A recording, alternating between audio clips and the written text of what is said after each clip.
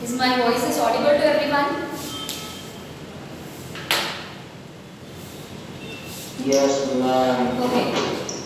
Okay, this is the reason I have unmuted you guys, because I have to discuss about the bifurcation of syllabus, because today I will be starting with chapter 1.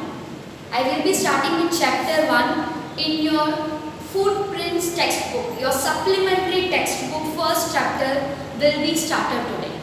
Okay, तुम्हारे जो footprint की text book है उसकी पहली chapter में शुरुआत करूंगी, लेकिन वो शुरुआत करने के पहले I have to discuss certain things about your English subject. तुम्हारे जो इंग्लिश सब्जेक्ट है इस 2022 बेसिस में जो भी तुम्हारे सिलेबस जो है और what how come your paper is going to be about, तुम्हारे पेपर की how your paper is going to be about, उसकी भी एक डिस्कशन हम कर लेंगे। और उसके साथ साथ तुम्हारे जो ग्रुप है क्लास ग्रुप, उस क्लास ग्रुप में बाइफिकेशन भी हो जाएगा। Like I will be sending you the PDF of whatever things are discussed. Okay ma'am, see screen is blur, check about your connectivity. My connection is absolutely fine, तो तुम्हारे connection भी थोड़ा check कर लीजिए। Okay, अभी screen blur है, अगर visible नहीं है, वन सेकंड, अगर स्क्रीन ब्लर है या फिर विजिबल नहीं है, don't worry about it. I will be sending the photo of the exact PDF of what is given, what is provided from the board. Okay, बोलो, किसी को कुछ बोलना था बताइए। मैम क्या माइक में से कुछ आवाज आ रहा है? See, ये माइक में से लाइक since 2 days इसमें ऐसे ही हो रही है। अभी मेरी आवाज आ रही है ठीक से? मैम आपकी आवाज तो ठीक से आ रही है, लेकिन बीच-बीच में माइक में से माइक का ओके कोई बात नहीं, वो थोड़ा वायर इश्यूज होगी। ओके, अगर ज़्यादा माइक की ज़्यादा आवाज़ आएगी तो बता दीजिए।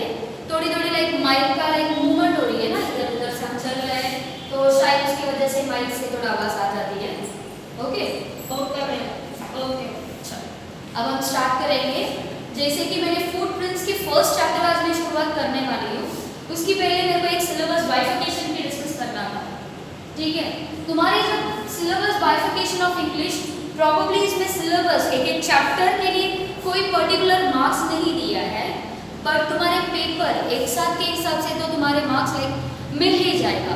You can take it as a pattern of board exam too, जो मेरे को डिस्कस करनी थी like before starting the chapter. Okay, so तुम्हारे जो इंग्लिश की जो पेपर है, as you know your English paper will be consisting of 80 marks. English paper will be consisted of 80 marks. ठीक है, 80 मार्क्स के पेपर है, उसमें like section A, section B, section C, D, ई तक तुम्हारे सेक्शन बाइफिकेट हुआ है। अभी एक सेक्शन में कौन से बेसिस में दिया है वो भी हम देख लेते हैं। Probably when it comes for section A में you know about this comprehension, right? तुम कॉम्प्रिहेंशन के बारे में जानते हो ना? ओके, ये जो कॉम्प्रिहेंशन जो दिया है, it will be given 2 types of comprehension. Comprehension वही होता है पैसेज। ठीक है, ये 2 टाइप के पैसेज तुमको दिया जाएगा नॉर्मली। लाइक एक पैसेज तुमको दिया जाएगा, बोथ विल बी पैसेज। ठीक है, पैसेज बेसिस पे दिया जाएगा। पहले पैसेज में 2 मार्क्स की होगी, 2 मार्क्स पैसेज इट इज। और ये जो 2 मार्क्स है वो एमसीक्यू बेसिस पे दिया जाएगा। अब एमसीक्यू मतलब क्या है? Multiple choice questions. तुमको पता है ना, लाइक चॉइसेस के बेसिस पे दिया जाती है। Yes, ma'am. ओके, सो ये जो पैसेज तो है, पहला पैसेज तुम्हारे 2 मार्क की होगी और उसमें एमसीक्यू बेसिस में दिया जाएगा। ठीक है, और दूसरी पैसेज जो है वो 3 मार्क की होने वाली है। सो पैसेज टोटल कितना हो गया? 5 मार्क्स। ये 3 मार्क की जो पैसेज है, it will be given on the basis of VSA. VSA is nothing but very short answer. Okay, VSA. मैंने एग्जाम में सुनते नहीं है। क्या बेटा? मैंने एग्जाम में सुनते नहीं है। हाँ, ये एग्जाम तुम्हारे बोर्ड एग्जाम की पैटर्न में बता रही हूँ। इफ इन केस अगर स्कूल में भी जो एग्जाम्स कंडक्ट होती है, उसमें भी यही पैटर्न का इस्तेमाल होएगा। ठीक है, मैम ऐसा नहीं, मैम अभी एग्जाम लेने वाली है, मैम उसका जो आया है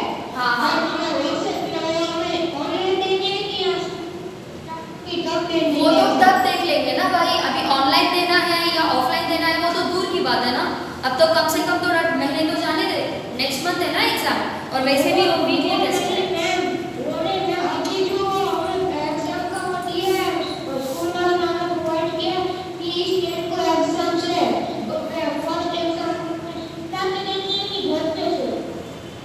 वही मैं बोल रही हूँ ना, कंडीशन के हिसाब से होगा।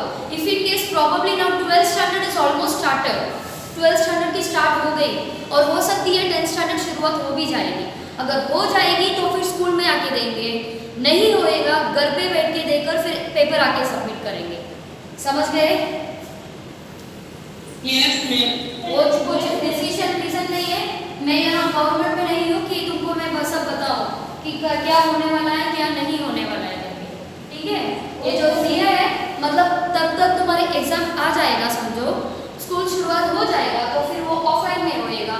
अगर स्कूल शुरुआत नहीं होगा तो फिर उसको ऑनलाइन में मिल जाएगा। Check your connection, screen is clear दो। Okay, next comes the fill in the blanks. Fill in the blanks will be also taken, it will be taken on the basis of तुम्हारे between chapters भी ले सकते हैं या फिर तुम्हारे normal general basis पे भी ले सकते हैं। जैसे कि एक वर्ड्स तुमको 5 डिफरेंट टाइप वर्ड्स दिया जाएगा, तुम 9th में भी देखे होंगे कि बीच-बीच में छोटे-छोटे आर्टिकल्स दिया जाएगा या कोई फॉर्मेशन वर्ड्स दिया जाती है। सो वोकैबुलरी बेसिस पे होती है, it will be also given and it will be given on the basis of 5 marks. इसकी जो होती है it will be given on the basis of 5 marks. Sorry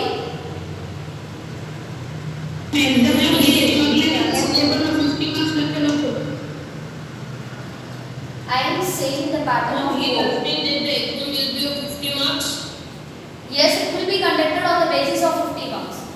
मैं यहाँ वीकली टेस्ट के बारे में या स्कूल टेस्ट के बारे में बात नहीं कर रही हूँ। I am talking on the basis of your board exam. ठीक है? अभी वीकली टेस्ट होती है, मंथली टेस्ट होती है, उसका कितनी मार्क्स है, उसका क्या पैटर्न है वो हम बाद में देखेंगे। समझ गए? तो फिल इन द ब्लैंक्स की वोकैबुलरी प्रॉब्ली तुम्हारी 5 मार्क्स की मिल जाएगी। और जो टेक्सचुअल क्वेश्चंस है तुम्हारे, टेक्सचुअल क्वेश्चंस है on the basis of like ये जो सेक्शन प्रोज जो दिया है वो फर्स्ट राइट टेक्स्ट बुक से दिया जाएगा।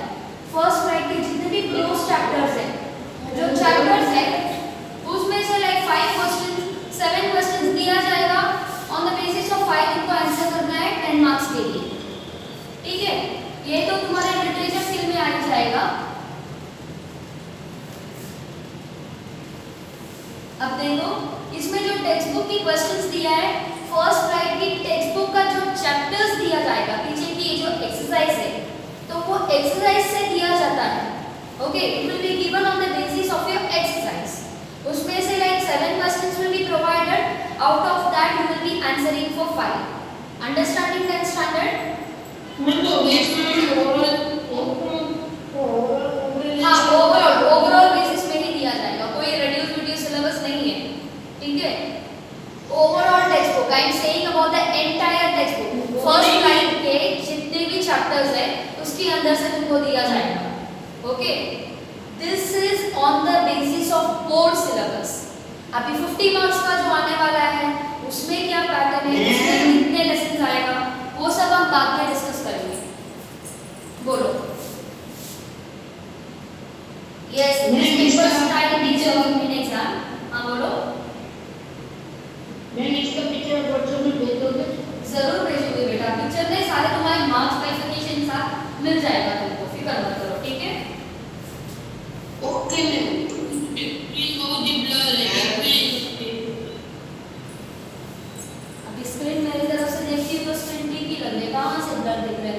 एक काम करो, तुम्हारे पिक्चर क्वालिटी को थोड़ा बढ़ा दो। बोलो।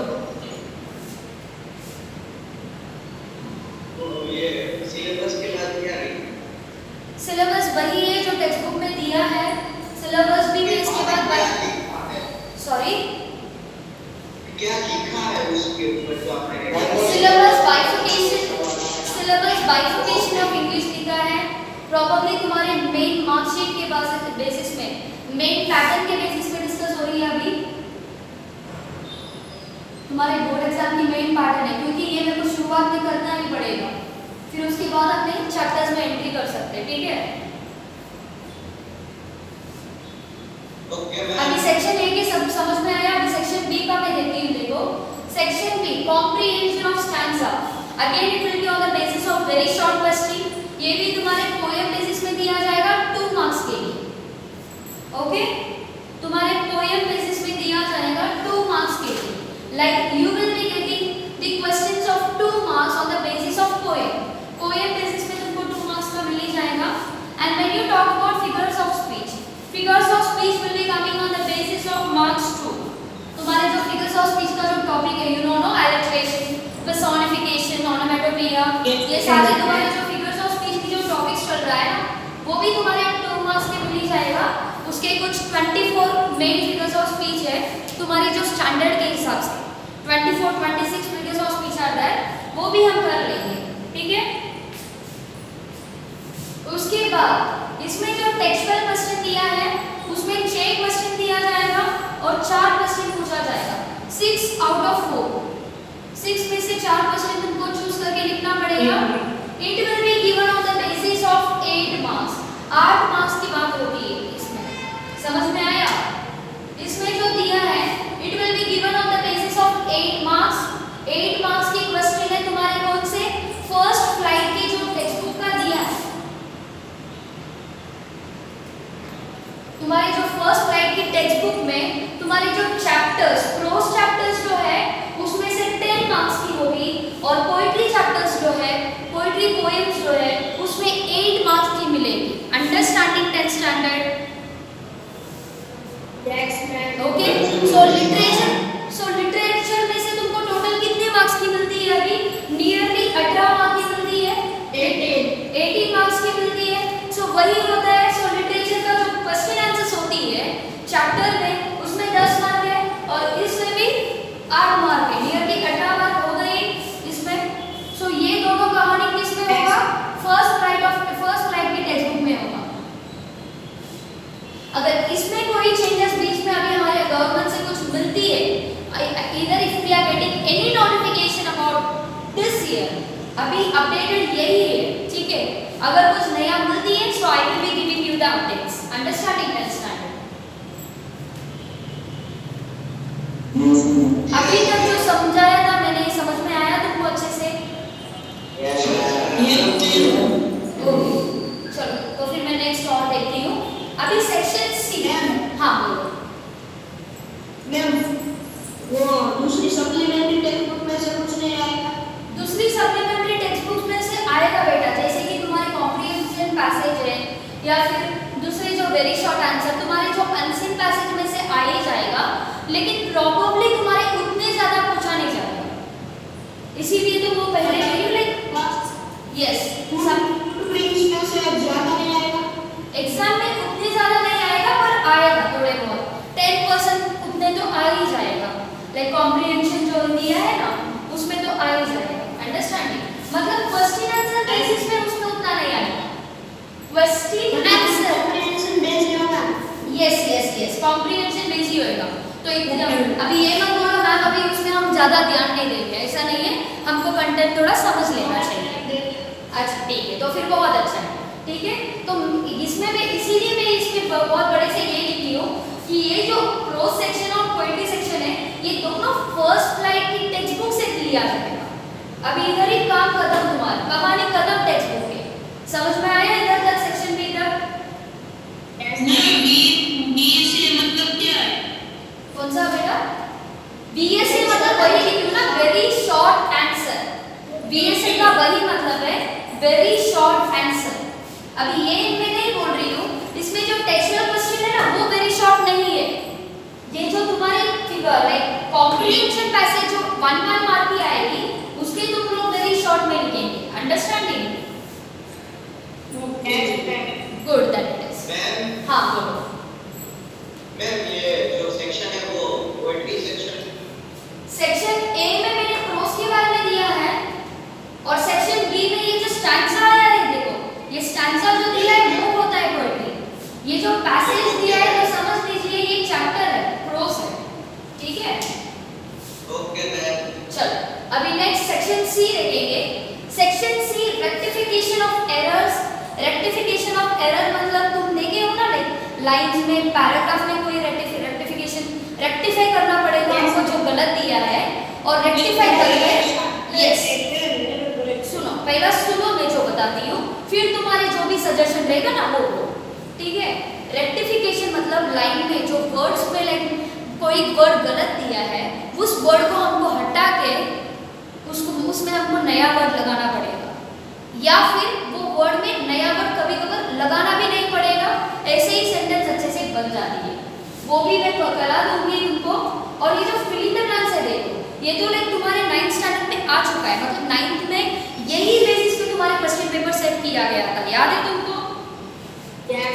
यही बेसिस पे किया था, तो कुछ नया नहीं है, पहले से पता है, लेकिन क्या है इसको हम थोड़े डीपली करेंगे, ठीक है। नेक्स्ट देखो, fill in the blanks, articles, preposition, conjunction. So fill in the blanks का जो है वो क्या बात हुआ है, आर्टिकल्स के बारे में बात हुई है। Articles you know, preposition, conjunction तुम्हारे 5वां स्पीच में मैं पढ़ाई थी, याद है तुमको? प्रपोजिशन, कंजंक्शन सब। आर्टिकल्स भी होगा, आर्टिकल्स का भी मैं एक बार कर दूंगी, बहुत इजी है वो तो वो सब आ जाएगा तुम्हारे फिल इन द ब्लैंक्स में। अब ये रेक्टिफिकेशन ऑफ एरर्स कितने मार्क्स के लिए आने वाले हैं? 4 मार्क्स, तो इतना कम भी मार्क्स नहीं है, 4 मार्क्स का ये आ जाएगा। फिल इन द ब्लैंक्स का फिर से तुम्हारे 4 मार्क्स के आ जाएंगे। Understanding, this will be coming on your process of grammar. Grammar में ये सब आएगा। फिर तुमने बोले थे ना डायरेक्ट और इनडायरेक्ट स्पीच, ये तुमको मैंने सेंटेंस बेसिस में पढ़ाया था, अब मैं उसको मैं स्टॉप कर दिया, थोड़ा वापस दोबारा पैराग्राफ बेस में पढ़ाने शुरुआत करूंगी, वो हमारे चैप्टर्स के बाद होगा, ठीक है। पैराग्राफ बेसिस पे दिया जाएगा, सिर्फ और सिर्फ डायरेक्ट और इनडायरेक्ट स्पीच का तुम्हारे 3 मार्क के आने वाले हैं। How many marks it consist of? 3 marks, okay, वो भी पैराग्राफ बेसिस में। इतने रूल्स बताओ, उतने ये था, तो पूछ रहे थे ना कि क्या है, 3 मार्क का पूरा डायरेक्ट इनडायरेक्ट स्पीच आने वाली है। सो ये क्या है, do was directed. Do was directed फिर से तुम्हारे 7 मार्क्स की आने वाली है। डू वाज डायरेक्टेड में तुम्हारे बहुत सारे चैप्टर्स लाइक काफी सारे टॉपिक्स आएगा, लाइक टाइप्स ऑफ सेंटेंसेस आएगा, like exclamatory, assertive, interrogative, transformation of sentences, like clauses भी आ जाएगा, डायरेक्ट और इनडायरेक्ट स्पीच भी आ जाएगा, रिमूव टू ऐसे एक कॉन्सेप्ट है, adverb, remove the adverb too ऐसे भी एक कॉन्सेप्ट है, वो भी कॉन्सेप्ट के बेसिस में आ जाएगा। ये मतलब तुम्हारे साथ हो सकता है, तो ये पूरा मेरे साथ साथ लिख लो, क्योंकि ये क्या है, मैं मेरी तरफ से तुमको समझा रही हूँ, तो कुछ शॉर्टकट्स वगैरह रहता है तो भी तुमको पता चल ही जाएगा, ठीक है। जो लोग लिखने चाहते हो लिख लो, उसके बाद मैं इसको PDF भेजूंगी, इसका बोर्ड की पिक भेजूंगी, वो बात की बात है, लेकिन इसका PDF जो ऑफिशियल PDF मिला है गवर्नमेंट से, वो मैं तुमको ग्रुप में शेयर करूंगी। अंडरस्टैंडिंग? Yes, ma'am. तो इसका मतलब आप अभी साथ साथ लिखने वाले हो या स्क्रीनशॉट ले रहे हो, वो भी ले। We are writing together only. Very very very Yes, ma'am. Okay. So इधर ही बात खत्म। ये जो डूएस, ओके इनफ, 10th स्टैंडर्ड बच्चे मत बन जाओ। ये डूएस डायरेक्टेड जो टॉपिक्स दिया है उसमें क्लॉजेस, मतलब जितने भी टॉपिक इंपॉर्टेंट टॉपिक्स जो होगा वो मैं तुमको शुरुआत कर दूंगी धीरे धीरे करके, ओके। अभी चैप्टर होएगा हमारे, उसके बाद वो भी मैं स्टार्टअप कर दूंगी। समझ में आया 10th स्टैंडर्ड? यस बोलो बेटा। मैम ये FIB वाला है ना, उसमें क्या करना है वो? कौन से, किस में नहीं समझ में आया? Articles, preposition, conjunction. Fill in the blanks में तुमको ऐसे दिया जाएगा, सेंटेंसेस दिया जाएगा, फिर पहले तुमको ब्लैंक दिया जाएगा। सो ब्लैंक में तुम क्या करेंगे, you will be reading the sentence and recognising what should be written, उसमें हम क्या लिखना है, उसमें हम क्या लिखने वाले हैं। जैसे कि आर्टिकल्स जो दिया है, समझो मैं तुमको ब्लैंक दे रही हूँ, तो तुमको ऑप्शंस भी दिया जाता है, उसमें द दिया जाता है, TH, द, ए, एंड, ये सब दिया जाता है। अभी काम किसका है, तुम्हारा है कि किसमें कौन से लेटर आएगा, किसमें कौन से वर्ड आएगा, एन आएगा या द आएगा। प्रपोजिशन में if in case you will be getting also, but, okay. Conjunction भी आ जाएगा। सो उसको सही तरीके से, हाँ सही तरीके से उसको इस्तेमाल कैसे करेंगे, what you are going to do in the paragraph, उस पैसेज में how you are going to recognise, वो मैं तुमको ये ब्लैंक्स में समझाऊंगी। डोंट वरी, ये सारे जो दिया है वो एक एक करके आई will be teaching you each topic. Understanding? ये मतलब मैं अभी ऊपर से तुमको यही बता रही हूँ कि ये सब टॉपिक्स तुमको ग्रामर में आने वाले हैं। अभी ये टॉपिक कैसे आएगा, कैसे मतलब पढ़ाया जाएगा, कैसे समझ में आएगा, वो सब बाद की बात है। मैं तुमको पढ़ाने शुरुआत कर दूंगी। अंडरस्टैंडिंग? अभी इसमें कैसा है, रेक्टिफाई एरर में साफ साफ दिया है तुमको, रेक्टिफाई एरर में साफ साफ दिया है कि एरर तुमको देखना पड़ेगा और उसको बदलना पड़ेगा। ठीक है, आर्टिकल्स में भी दिया है, आर्टिकल्स है, प्रपोजिशन है, कंजंक्शन है। तो इसमें हमको क्लियरली पता चल गया कि इसमें 5 स्पीच की काम है, थोड़े बहुत प्रपोजिशन कंजंक्शन के टॉपिक्स ज्यादातर लिया गया है करके। ठीक है, अभी डायरेक्ट इनडायरेक्ट स्पीच के लिए उसके लिए अलग से 3 मार्क दिया है। अभी जो डुअस डायरेक्टेड है ना, ये जो डुअस डायरेक्टेड में क्या क्या आएगा देखो, क्लॉजेस भी आ सकती है, क्लॉजेस आएगा, ट्रांसफॉर्मेशन ऑफ सेंटेंस आएगा, मतलब जितने भी बचा हुआ टॉपिक्स रहता है ना ग्रामर में, वो सारे टॉपिक्स के रिलेटेड आ जाएगा इसमें। Transformation of sentence, remove of adverb too, okay, और भी सारे टॉपिक्स है, मैं तुमको बता देती हूँ वो टॉपिक, उसकी एक्सप्लेनेशन मैं तुमको अलग से करा देंगी। ठीक है, don't worry about it. Okay ma'am. और ये भी एक इम्पोर्टेंट चीज है, ये भी तुम्हारे एमसीक्यूज में दिया जाएगा। अभी एमसीक्यूज में दिया जाएगा तो फिर मजा आएगा नहीं। एमसीक्यूज में ऐसे दिया जाती है, तुमको आंसर पता चलता है पर थोड़ा ट्विस्टेड दिया जाता है। ओके, थोड़ा ट्विस्टेड मतलब तुमको कंफ्यूज करने के लिए ऑप्शंस दिया जाता है, तो उसमें भी तुमको अच्छे से रिकॉग्नाइज करना पड़ेगा। ओके, सो वो हम देखेंगे बाद में। फिर अभी ग्रामर की क्वेश्चन जो समझाएगी वो समझ में आया सबको? अच्छे से समझ में आया? कोई doubts, any doubts still here? Okay, then it is well. सब हो जाएगा, समराइज तो हो जाएगा, फिकर मत करो। नेक्स्ट सेक्शन डी का देखो, section D will be coming your reading, your writing part आ जाएगा इसमें। तुम्हारे जो राइटिंग पार्ट आ जाएगा, ये राइटिंग पार्ट का देखो, डायरी और डायलॉग, डायरी रीडिंग आएगा या फिर डायलॉग बिटवीन आएगा। ये कितने मार्क्स के लिए? 5 मार्क्स के लिए। डायलॉग बिटवीन पता है ना, जो कन्वर्सेशन दो जन के बीच में होती है। डायरी एंट्री मतलब वही होता है जो इम्पोर्टेंट नॉलेज तुमने लेते हो, तो वो मतलब दोनों भी दिया जाएगा, कोई एक तुमको चूज करके लिखना पड़ेगा और तैयार हम करेंगे सभी। नेक्स्ट जो है एडवर्टाइजमेंट, नोटिस या पोस्टर। एडवर्टाइजमेंट ऐड जैसा दिया जाएगा या फिर नोटिस देने बोलूंगी मैं, या you will be making any different poster, जैसे कि अभी पैंडेमिक चल रहा है, so I will be letting you to make a poster. अब मैं बोलूंगी कि कोविड का एक पोस्टर बना के लाओ, make a poster, question paper में ऐसे भी दिया जाती है। ओके, या फिर एडवर्टाइज करो, ये जो प्रोडक्ट है, ये प्रोडक्ट को सेल कैसे करेंगे? ऑटोमेटिकली ऐसे ही घर में जाके तुम सेल नहीं करने वाले हो, हम सेल्समैन की काम नहीं कर रहे हैं इस पे। You are going to advertise that product, so वो प्रोडक्ट को एडवर्टाइज कैसे करेंगे वो भी मैं तुमको समझाऊंगी कैसे होगा। एंड नेक्स्ट इज नोटिस, जैसे कि यस वही तो मैं बता रही हूँ, इसीलिए मैं यहाँ पे स्ट्रोक लगा रही हूँ, तो so that you will be understanding either advertisement और नोटिस और पोस्टर। ठीक है, अगर एडवर्टाइजमेंट होगा या फिर नोटिस होगा या फिर पोस्टर होगा, तो फिर ऐसे मत करो मैम मैं एक ही चीज का तैयारी करूंगा, नहीं, आने चाहिए सब, क्योंकि कभी कभार ऐसा आ जाता है कि किसी में और दो मिल जाते हैं और दो मिल जाते हैं, तो प्रॉब्लम हो जाएगी ना। ठीक है, बोलो बेटा। मैम इसका मतलब तो ये है ना कि तीनों के तीनों आए। हाँ, तीनों का तीनों आए, वही मैं बता रही हूँ ना, तीनों का तीनों आए। यस, बोर्ड्स में तुम क्या करेंगे, like you will be selecting, अभी इसमें मैं क्या करना है, व्हाट शुड आई डू, ठीक है, वो तुम सेलेक्ट करके करेंगे, लेकिन तैयारी किसका करेंगे? सबका करेंगे, अंडरस्टैंडिंग? तीनों का। हाँ, तीनों का से तैयारी करेंगे। ओके, सो अभी डायरी एंट्री, एडवर्टाइजमेंट, ये राइटिंग सेक्शन समझ में आया बेटा? Any doubts?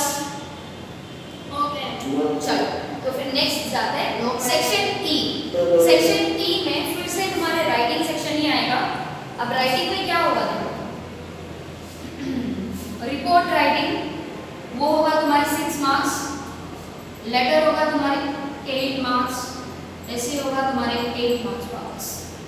सो अब देखो, सॉरी लेटर में 6 मार्क्स नहीं, लाइक रिपोर्ट राइटिंग जो है, you will be given a content, you have visited so and so place, तुमने वहां पे जाके विजिट की है, you got the opportunity to visit somewhere, तो तुम जाके आके फिर वापस क्या करेंगे, you will be writing a report. जैसे कि हमने चैप्टर खत्म करने के बाद समरी नहीं करवाते, समरी में भी पूरे चैप्टर कवर हो जाती है ना, वैसे हमने रिपोर्ट करनी है। Understanding, we will be making a report writing of 6 marks. कितने मार्क्स की होगा ये? 6 मार्क्स की होगा। Ma'am yes.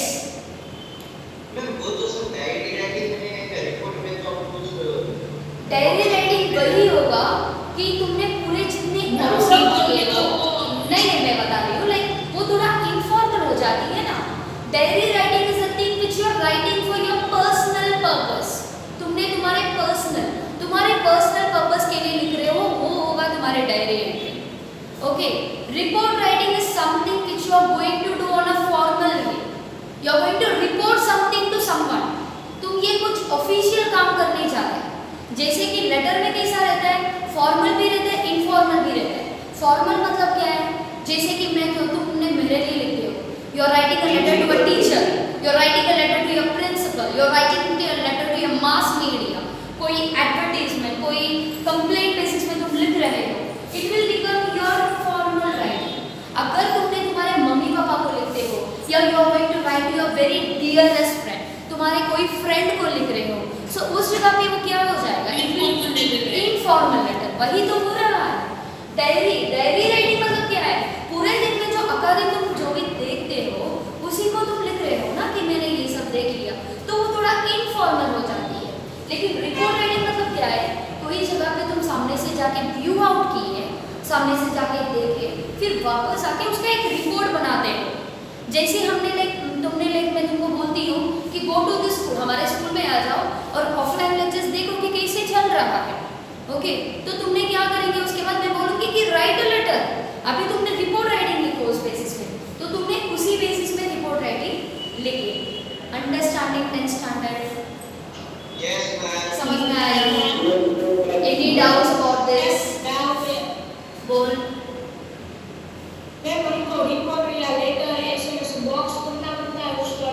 अभी वो सब क्या है ना, लाइक जब मैं शुरुआत करूंगी ना, रिपोर्ट राइटिंग क्या है, कैसे होता है, कैसे लिखना है, वो सब चीज में मैं वो बता दूंगी। बॉक्स आएगा, ट्रायंगल आएगा, रेक्टेंगल आएगा, वो सब मैं बोल दूंगी। समझ गए? अभी क्या हो रहा है, it is just a glance check कि क्या क्या आने वाला है, कितने मार्क्स आने वाला है, और उसकी मतलब क्या होती है। अंडरस्टैंडिंग? ये मैं तुमको लाइक अभी से ये हटा के मैं पूरे बोर्ड का सिलेबस खत्म नहीं कर रही हूँ। This is just a index. ये सिर्फ एक कंटेंट है कि ये सारी चीज हम करने वाले हैं। Okay, 10th standard? Okay, next is essay writing. अभी एसे राइटिंग में तुमको लाइक पता ही रहेगा, you will be given a particular topic, उस बेसिस में तुम लोग you will be writing on the basis of 3 paragraph, like introduction, main content and summary, conclusion. इस बेसिस पे तुमने लिखेंगे। ओके, अभी वो भी कैसे लिखना है, उसका भी क्या मेन चीज है, वो भी मैं तुमको बता दूंगी। अंडरस्टैंडिंग? Okay ma'am. अभी तक जो पढ़ाया था, जो समझाया था, वो समझ में आया? Yes ma'am. ओके, कोई डाउट नहीं है ना? फिर ये मत बोलो मैम हमको समझ में नहीं आया करके। चलो, तो फिर अब हम शुरुआत करेंगे हमारे टॉपिक। इसकी जो फोटो भी तुमको ग्रुप में मिल जाएगा, and apart from this the official PDF जो दिया है गवर्नमेंट ने रिगार्डिंग योर इंग्लिश टॉपिक, वो भी तुमको मिल जाएगा। अंडरस्टैंडिंग? अभी तुम्हारे कौन से भी पेपर रहने दो, 50 मार्क की रहने दो या 100 मार्क की पेपर रहने दो, if the paper consists of like 50 marks papers होने दो, या the paper will let it consist of 100 marks, वो सारी चीज में यही आ जाएगा। अब ऐसा नहीं है कि मैम आप 5 ही चैप्टर पढ़ाया तो सारे चैप्टर्स का वैसा नहीं होगा, उसमें थोड़ा कम हो जाएगा, मतलब जितना पढ़ाया है उसी बेसिस पे तुमको क्वेश्चन पूछा जाएगा। Understanding? The questions will be asked on the basis of what is being done on the academics. Okay? If in case अभी तुम्हारी जुलाई in the month of you are having the exam of English, तो तब तक हमारे कितनी chapters खत्म हुआ है और क्या क्या आने वाला है, उस बेसिस में मैं तुमको क्वेश्चंस दूंगी। ओके? गुड, स्टार्ट करते हैं। Now take your footprints textbook and I am going to start the very first chapter, a trunk of surgery.